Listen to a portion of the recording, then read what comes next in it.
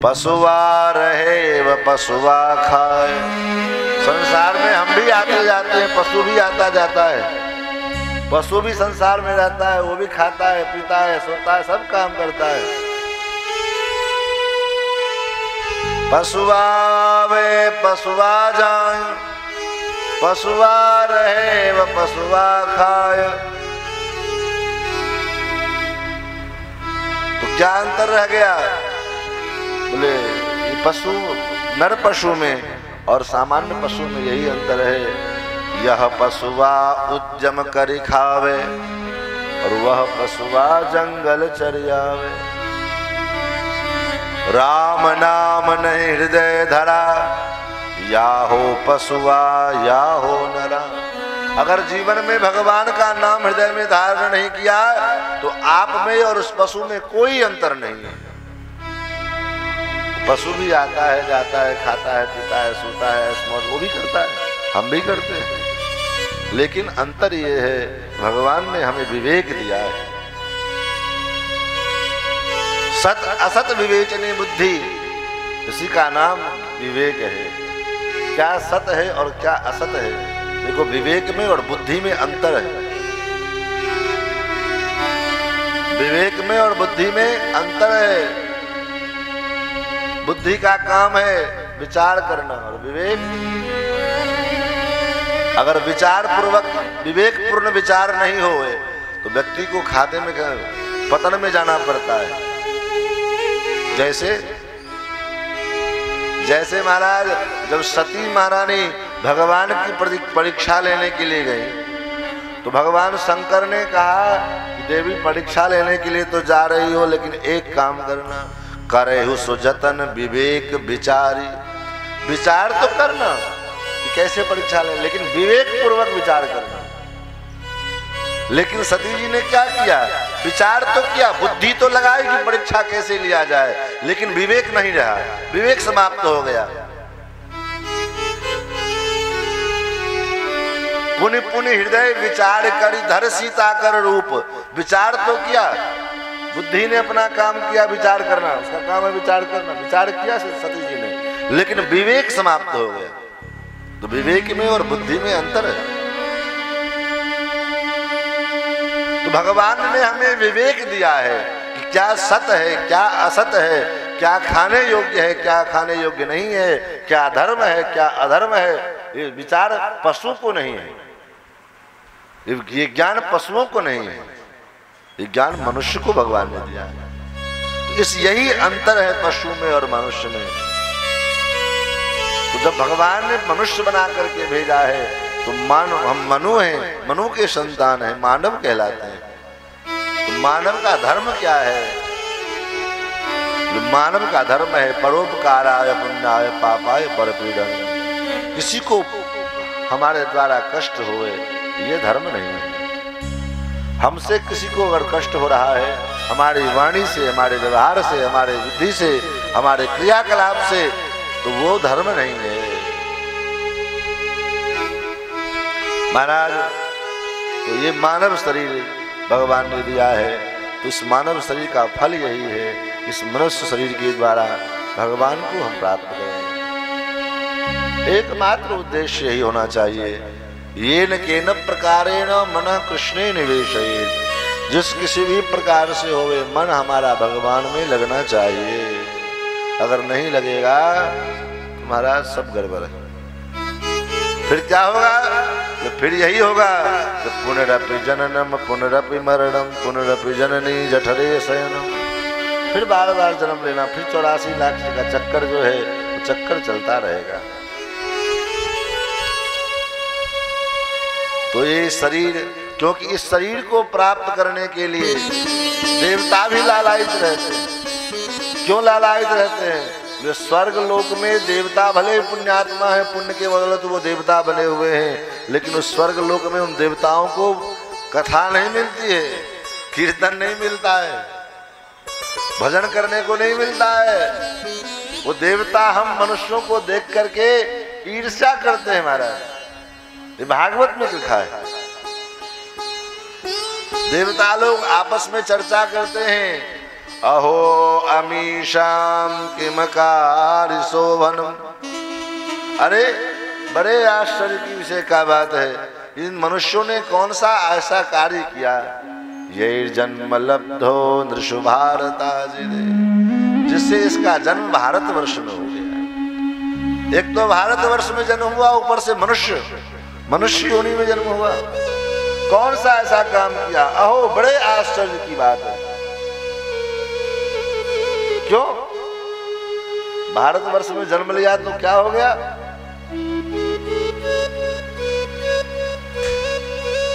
बोले इसलिए बहुत बड़ी बात हो गई कि इन भारतवर्ष के इन मनुष्यों पर भगवान की सहज कृपा रहती है। मुकुंद सेवोपयकम स्पृहायिनः जन्म लब्धो निश भारताजिरे। तुम भारतवासियों के मनुष्यों के ऊपर भगवान की सहज कृपा हो। विचार करो ना, आज जितने जग तप पूजा पाठ भागवत रामायण की कथा भारतवर्ष में जितना होता है उतना कहीं नहीं होता है। तो ये सुविधा भारतवर्ष के मनुष्यों को ही है, और वो भी मानव को है, पशु को नहीं है। पशु को आप भागवत में लाकर के बिठा दो, क्या करेगा। भैंस के आगे बीन बजाए, भैंस रहे पगड़ा, वो तो अपना काले पीने मस्त रहते। तो कहने का भाव, ये सौभाग्य हमें प्राप्त हुआ है तो ध्यान रहे इस सौभाग्य को हम चूकने न पावे। संसार में सब कुछ धरा नहीं रह जाएगा। प्रतिष्ठा, मान, बड़ाई, धन, संपत्ति, ऐसो आराम सब समाप्त हो जाएगा, सब यहीं धरा रहेगा। कोई लेकर के कुछ जाता नहीं है। सारे विश्व के ऊपर में कोई कहता महाराज हम करोड़पति हैं, कोई लाखपति है, कोई कहता अरबपति। लेकिन सिकंदर, इतिहास तो पढ़े होंगे आप, सिकंदर पूरे विश्व के ऊपर विजय प्राप्त किया, विश्व विजेता सिकंदर। लेकिन जब वो मरने लगा, बीमार पड़ गया, तो अपने हकीम, अपने वैद्यों से कहा कि जब मैं मरूं तो मेरे सारे संपत्ति को मेरे साथ भेज देना।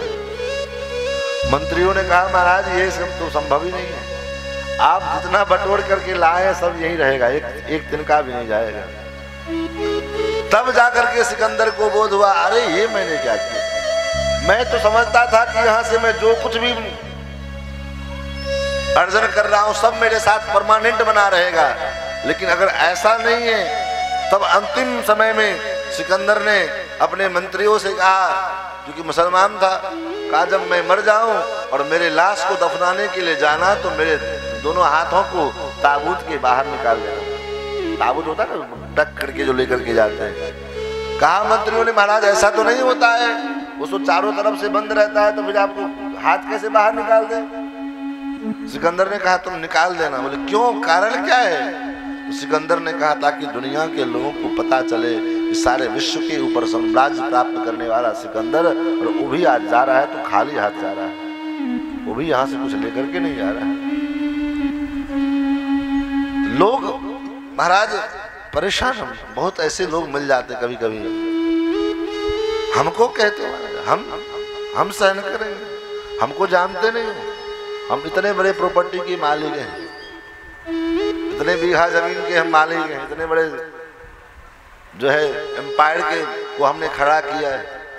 यही समस्या आ जाती है। इस सारे संसार के भोक्ता भगवान हैं और सारा संसार भोग्य है। लेकिन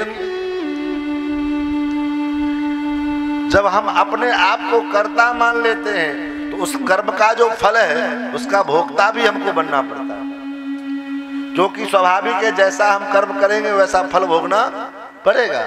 काहुन को सुख दुख कर दाता, निज कृत कर्म भोग सुन बढ़ाता।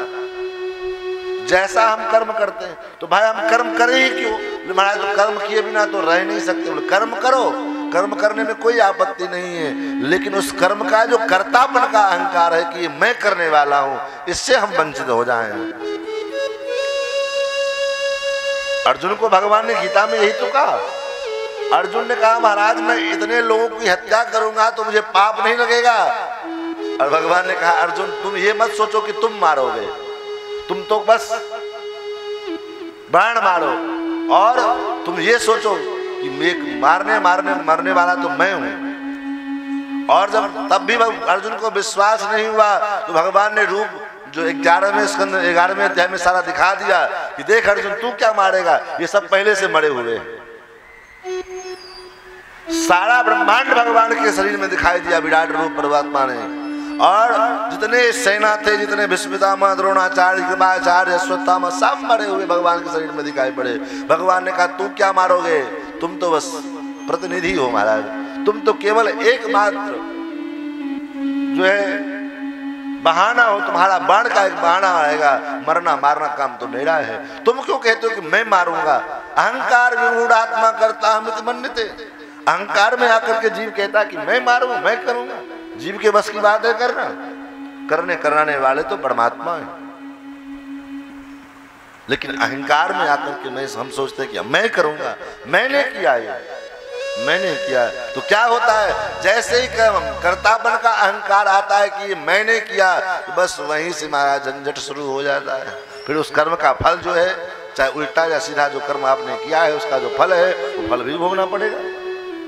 इसलिए उस फल से, क्योंकि उस भोक्ता से बचना चाहते हैं, उस भोग्य को भोगने से बचना चाहते हैं, तो सबसे पहले अपने आप को कर्तापन से दूर करो कि मैं करता नहीं हूं। करने कराने वाले सब तो ठाकुर जी हैं।